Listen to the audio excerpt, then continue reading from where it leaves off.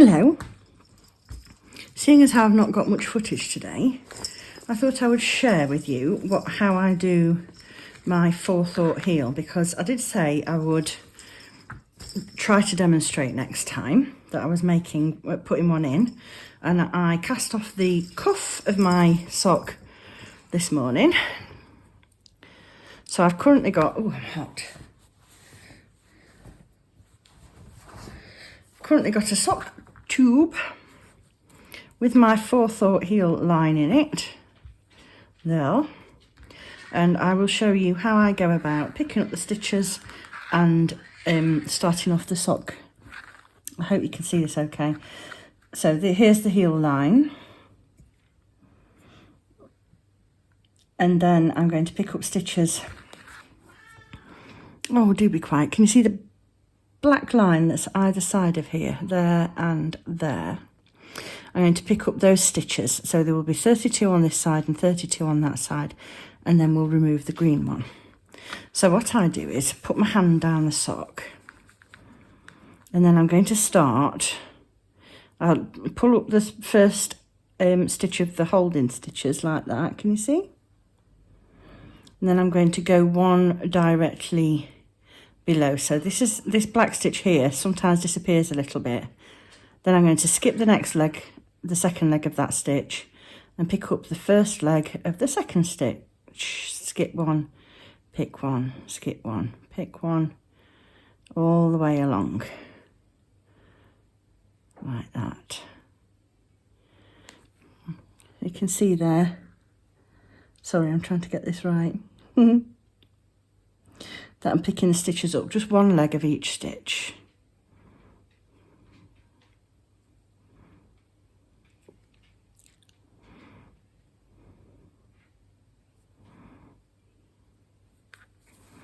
Keep going till I get to the end of the green line.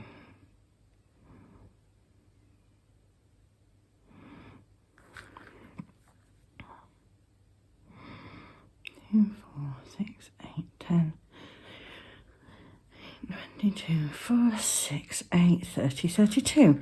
When I've got those 32 stitches on the needle like that, I'm going to pull them through so that they're sitting on the cable, not the other end of the needle. That gives you more flexibility. I'm going to turn it through like that, and then I'm going to start working my way, put my hand back inside the sock again, and I'm going to start working my way back along the other side of the stitches.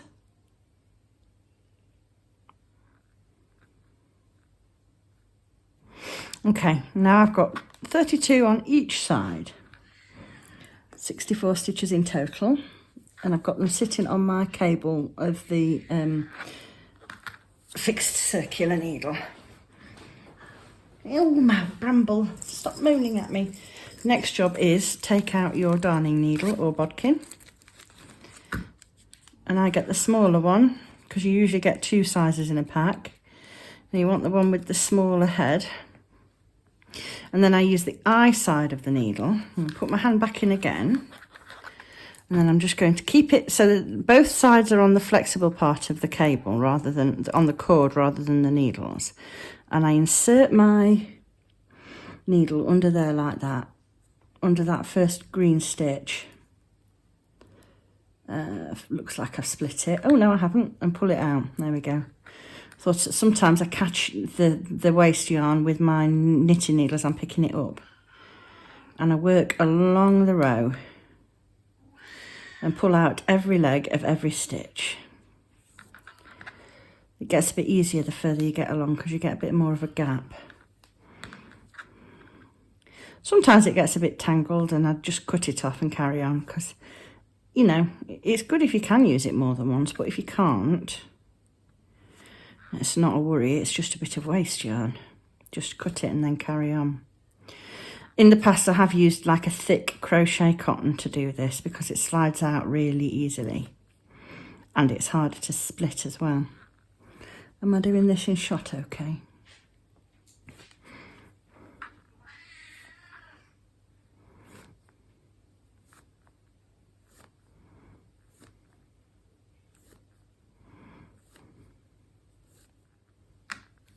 There you go. those over there. So now, as you can see, there's a big hole where that little row of green stitches used to be. And when I was talking about the gap at either side, here's what I was referring to.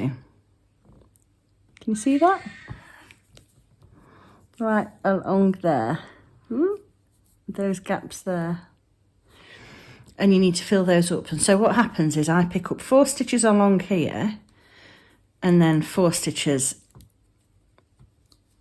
also on this side. But I don't do 4 and then another 4. What I do is, because I want to keep them even on my needles, so I've got 32 stitches here. So I want to have 36 stitches on this needle and 36 stitches on that needle. So when I start halfway along the gap and I pick up 2, knit 32, pick up 2, then I swap over and then do pick up 2, knit 32 and pick up another 2 to join it into the round. So I'll show you that now. It's a bit of a fiddle, but it's not too bad once you get used to it. I'm going to put my heel in with orange yarn. I'm going to put my first, I hope you can see this okay. Where do I need to be? About there. So you can see that it's more or less split up pretty evenly by where the black stripe changes to orange. I'm going to go not here right on the edge, but 1 stitch in from the edge here into that orange, that stitch, 1 stitch away from the edge there. So I'm inserting my needle from front to back. Then I'm going to wrap the yarn around the needle and pick that up. And the next one I'm going to do is going to be in the gap between the stitches that are on the left needle and that stitch where I've picked up there. So that one there. So in the vertical column of stitches between stitches, if that makes sense. So now I've got 2 on. I'm going to knit across 32. There we go. There, that's that 32 across. Now I'm going to pick up 2 stitches here. So 1 in the vertical column between the next 2 stitches. And then 1 here into the orange. No, I'm going to go a bit higher on this side. 1 stitch in from the edge there. Now I'm going to flip my work over, pull the back needle in and the front needle out, and then I'm going to do exactly the same thing again. Pick up 2, knit 32, pick up 2.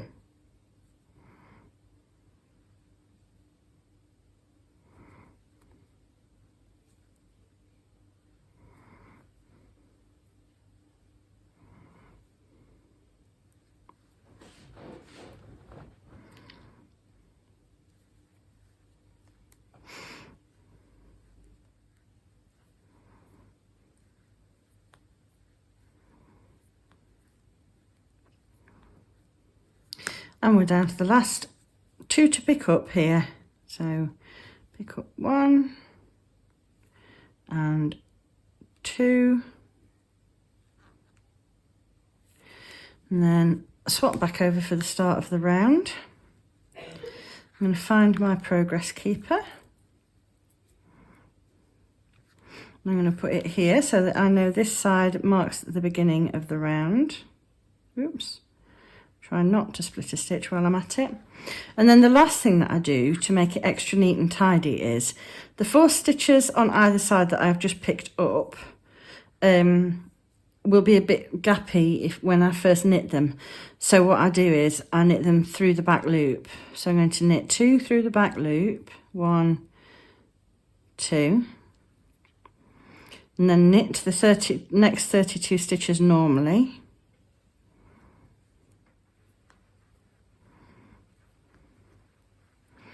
And when I get to the last 2 stitches on the needle, I knit them through the back of the loop. And then do the same on the other side.